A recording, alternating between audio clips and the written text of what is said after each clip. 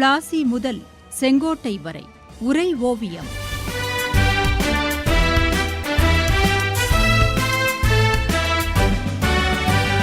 சும்மாவா வந்தது சுதந்திரம் என்பது, சும்மாவா வந்தது.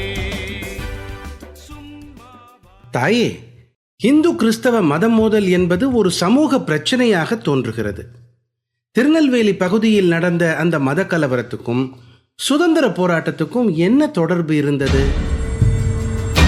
மகனே, சுதந்திரம் என்பதை நீ எப்படி கருதுகிறாய்? அது வெறும் அரசியல் சுதந்திரம் மட்டும் என்று நினைக்கிறாயா?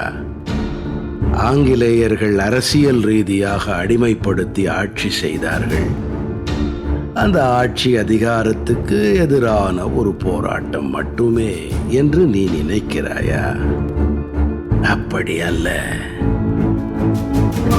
இது அரசியல் அடிமைத்தனத்தில் இருந்து விடுபடுவதற்காக இந்த மண்ணின் மைந்தர்களால் நடத்தப்பட்ட போராட்டம் மட்டுமல்ல.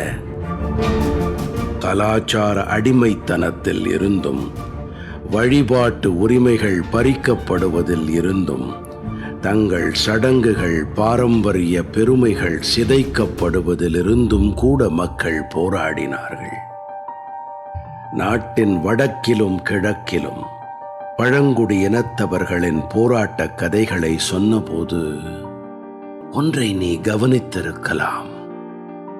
அவர்கள் தங்கள் பாரம்பரியம் சிதைக்கப்பட்டு கிறிஸ்தவத்தை திணிப்பதற்கு எதிராகவும் கூட பிரிட்டிஷாரை எதிர்த்தார்கள். அதை நீ புரிந்து கொண்டிருக்கலாம்.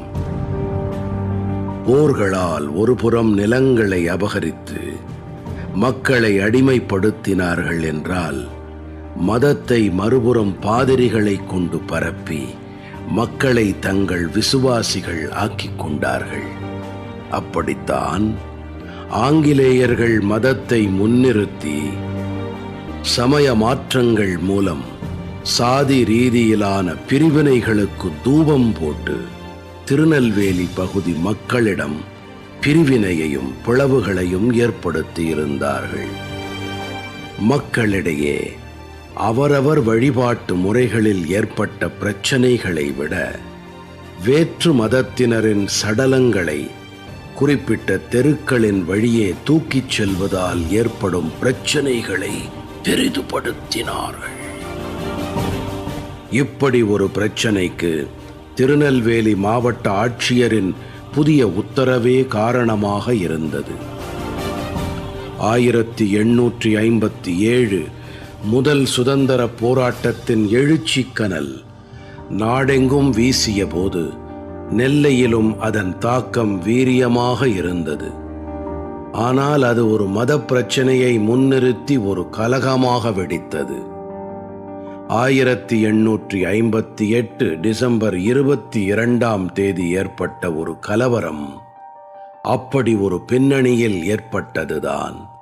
ஆனால் அந்த கலவரத்தை தடுத்து நிறுத்தவோ, இந்துக்கள் அந்த நிகழ்விலிருந்து பாதிக்கப்படாமல் பாதுகாக்கப்படவோ இயலாத சூழ்நிலையில் ஆட்சியாளர்கள் நிலவரத்தை கையாண்டார்கள். இதனால் மக்களுக்கு கோபம் மேலும் மேலும் அதிகமானது.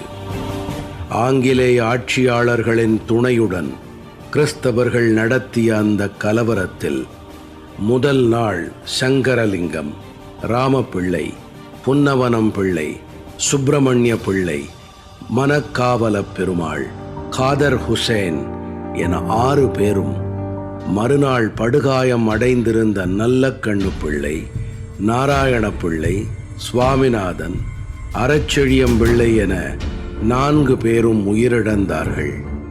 20 பேர் காயமடைந்தார்கள். இது அந்த மக்களிடம் பெரும் கோபத்தை ஏற்படுத்தியது. உள்ளூர் கிறிஸ்தவ தலைவர்களின் கைப்பாவையாக செயல்பட்ட அரசு அதிகாரிகளும் உயர் அலுவலர்களும் இந்துக்கள் மீதே கடும் நடவடிக்கைகளை எடுத்தார்கள். இந்துக்களை துன்புறுத்தும் அரசு அதிகாரிகளின் நடவடிக்கைகளை ஆட்சியில் இருந்த பிரிட்டிஷார் ஒரு பொருட்டாகவே எடுத்துக்கொள்ளவில்லை. அவர்களும் கூட அந்த உள்ளூர் கிறிஸ்தவ தலைவர்களையும் உயர் அலுவலர்களையும் ஆதரித்து ஊக்கப்படுத்தினார்கள்.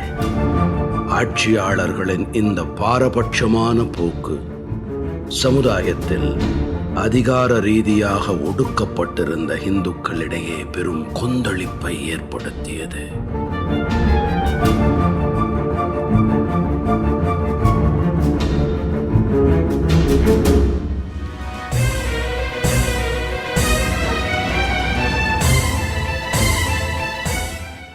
பிளாசி முதல் செங்கோட்டை வரை உரை ஓவியம் கேட்டீர்கள்.